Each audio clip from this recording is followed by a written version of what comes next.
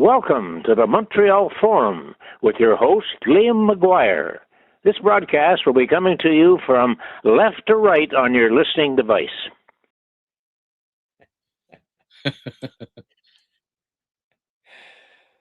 I'll be laughing at that one for a while. Oh, I know. It's great, eh? Yeah. Well, Liam, I usually wait till after the game, but Monty's driving me to drink. I'd join you, but we've got a very early day tomorrow. So yeah, you're heading north, eh? Yeah, Rankin Inlet. Wow. Yeah. They still getting a blizzard, or? Got one last week, and they just come in really unannounced there. They don't have a lot of notice when they hit, according to my son, who's teaching up there with his fiance, which is why Wendy and I are going up. But no, it's just, it gets very cold at night though already, but it said overall the weather hasn't been too bad. Okay, good. So big topic of that period would be Samuel Montembeault, I guess. Yeah, well, it blew the third one, and this has been the knock against him. So to your friend's comment there in the first intermission, he certainly was vindicated with his comment in that period, because it's one bad goal a game for Monty typically, and yeah, the start of this season anyway, and start of last season as well, and they're just so crushing. It should be 2-1 instead of 3. Habs don't have a lot going on anyway tonight, and it could just be one of those nights, barring another miracle here in the last 20. But it doesn't look like they've got the jam going tonight. No, and I know it's back to coaching or whatever. Just after a power play, when the team's down 3-1, why do you trot out Joe Veleno? He played like 3 shifts right after. Oh, he wasn't on the power play. We got to get him out next shift. I just I wonder why they were -2 in that period. That line weren't real good.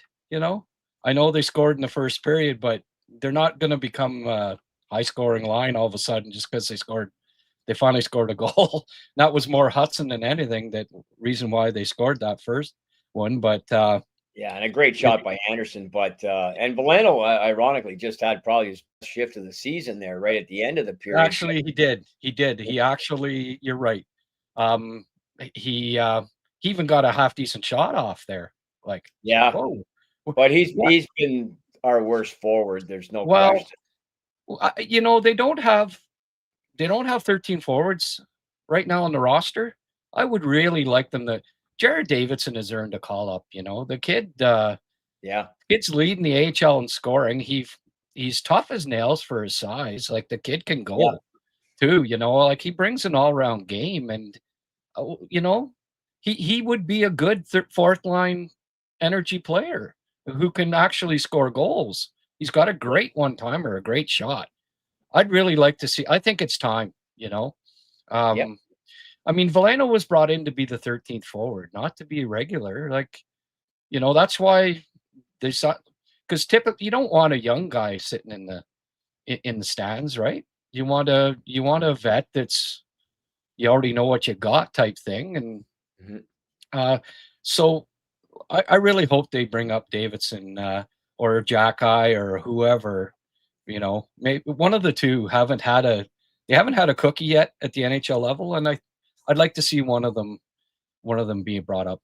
Well, Florian's struggling out of the gate here, probably because he was late cut, hasn't really got down there. I haven't watched him play, but just the few highlights I've seen and just reading the boxes and this and that. Davidson, on the other hand, conversely, has looked. By the way, a couple things, as you said on the text there, it's not Mike Johnson, it's Corrado, it's Frankie doing the color, and Charlie McAvoy is playing tonight. So he is. Okay. Yeah, all right. He is. So he's wrong again, Liam. Yeah. I heard possibly that he wasn't in the lineup for personal reasons. Yeah. He is playing tonight. So I had to double check that myself. But anyway, that's neither here nor there. And I mean, Veleno is it's a quandary for sure. Marty hasn't made too many missteps, even by the armchair coaches and whatnot. try, like I said, our start hasn't allowed for much criticism, but they just look a little off tonight. I mean, a lot of missed shots. Dobson on that one there. My God Almighty, geez, gotta hit the net, guys. Holy lifting. I know, eh? And on the power play there, first Demidov gets the puck, just shoot. You know, like even if it doesn't go in, the rebound, and then Slav gets it, and I think like teams scout them, and they've scored a lot of pretty goals on the power play with the passing, but teams do pre-scouting, and they're cutting off those passing lanes because they know they're not going to shoot. They're not getting enough shots on net, and nobody's standing in front of the net, Liam. No, never really had that too much, and I think they've had such a hot streak there when they put Demidov up that they may have thought they could get away without it, and they possibly can. But those cross-seam passes, I've hated for a decade. I mean, sticks on the boxes, or whether it's a triangle, whatever teams are playing, the active sticks. It's not like it was in the 70s and 80s. Things were much more static then. And you could pass pucks around and sometimes through seams. You can't anymore. It's so rare, so hard to get it through. And it's almost always a giveaway and a breakup and a clear. So it bugs the crap out of me. And we saw that there on that last power play, unfortunately, with Slav a couple times trying to force it over. And looks great when it works. But Demi, yeah. Like they had Demidov and Slav both over on the right wall. Slav, get in front of the net, screen the goalie, like create some havoc there, and shoot and try to get deflections. They need a dirty couple. We don't shoot anyway. We've got the second lowest shots in the league, right? Out of 32 teams. It's ridiculous. We get outshot every game, and our totals at the end of every game is putrid. It's ridiculous what we've been getting away with. Really, is because we've got a half dozen guys that are off to phenomenal starts, including a couple of rookies. So, we're getting some bonus play there, which is what people are saying. Hey, wait till you come back to the mean because the crash is coming. So I hope that's not the case, and this isn't the start of it. But you knew there was going to be a game like this, and here we are. Yeah, 513 people already tuning in less than 8 minutes here, Liam. So it's safe to say this intermission thing looks like it's going to be a hit. And unfortunately, I guess that means they're going to have to keep doing this.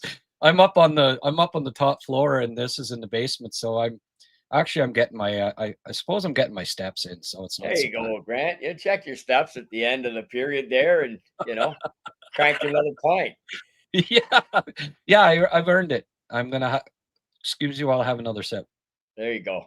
Perfect. Right on. Well, we'll see what we got here in the third. But it just looks like one of those games tonight for sure. Haven't been too impressed, and too many missed opportunities, too many missing the net opportunities. That's been probably my number one frustration after 40 would be the missed shots on net so far. What would yours be?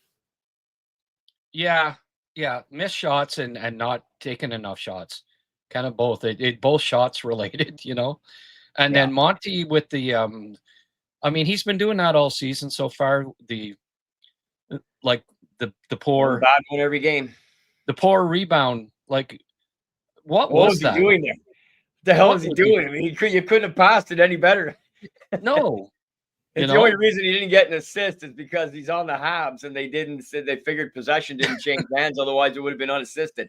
But talk about a can of corn there for Fiala. That was. That was terrible, and it's just he went through this last year. Only the whole team was with him. This year they haven't been, and we've been able to outscore some of his mistakes somewhat. Not the Edmonton game, and it doesn't look like this one either. But it's we'll get Dolby there on Thursday against Dallas, I guess, and we'll see how it goes. Yeah. Have you You've been following the game even longer than me, Liam, but there's been so many times that a goalie loses whatever his confidence, usually something like that. Yeah. And he doesn't get it back in a season, where starting goalies, every year there's multiple starting goalies from this previous season that by the midway point or even before that, they're just not, it's not there. And it seems like Marty is bound and determined to get Monty, that he wants Monty to be the starter. That's obvious. He's on record as saying it. But when you're struggling like that, and the other guy has, for the most part, been very good, Dobish, it just, teams usually will ride the hot goalie. And were you surprised that they went with Monty tonight? I don't know if I was surprised. I think you just made a great point that Marty's definitely trying to get this guy going. You got to remember, he was third string in the Four Nation last year. So, a lot of people who are paid a lot more money than you and I are, Grant, to make these decisions brought him into Canada in the Four Nation. And I don't think he'll have a sniff this year, but right, like last year. And the second thing is Dobie. People forget he's got like 24 games under his belt in his NHL career. So I'd be reluctant to anoint him as a starter per se, but I think maybe you want to start looking at this going like immediately. Let's say we go on to lose tonight, which we more than likely are going to. You want to maybe try and get this thing back to 50-50 and maybe try and positioning Monty starts a little bit more judiciously. And I don't really know how you would do that necessarily. You'd have to find maybe do the analytics and see teams he plays against or whatever, maybe a little better. I don't know. But he's off to another bad start. This has been a routine. He bounces back. That's been a routine. And we've got Dobie's come up, absolutely caught lightning in a bottle in those 4 wins last year on the road, all the 4 defending Cup champs, and starts off gangbusters again this year. Almost has a nervous breakdown, losing an OT the other night, and just looks like he's ready to literally give his life for every shot on net. Like, I know. But you can't. I don't think you want that as your starter.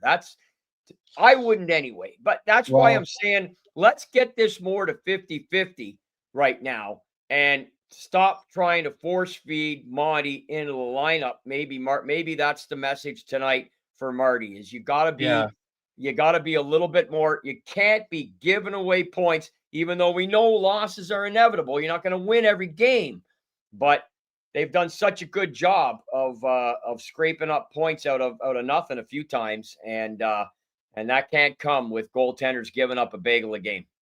No, I'd even I consider 60-40 right now. It's semi-starter for Dobie, but no, you do make a good point about, he can't take losing and losses that hard. And it goes back to, I talked to his Ohio State coach back when he was in college and said, we've worked with him with this where he just gets so upset when he lets in a goal after the game, even if they, where it just burns him. And I mean, the poor guy will have ulcers before the age of 30 if he can't learn to duck off water's back, so to speak. They getting is it almost time for the period still commercial here. I'll let you know, but it's probably getting close. But I know you're going post game, so good luck to you. And you and Rick doing post game. Yeah, well, Rick's going to join me for a bit, and then I'll keep rolling and get to more comments. And somebody sent some money, and I didn't see who, the first intermission, and I want to thank them for supporting. Somebody sent like $5 or something, and hey, every bit helps. I appreciate it. And 744 people, Liam, here in a 15-minute span. That's pretty good. I mean, that's exceptional. So we'll have to do this again. Obviously, we won't be doing it when you're in Rankin Inlet, but then I come back and I'm right back on the road with Stéphane Richer. We're heading out to New Brunswick to do in the Campbellton area there for a couple of hot stoves, and then back for about maybe a week, and then right back to New Brunswick for about a week. So see if you can't get Stéphane in front of the camera there. Yeah, he seemed reluctant to do it, unfortunately. So you can't force these guys. So no, I get it. We'll see if at some point he'll loosen up a little and agree to do it.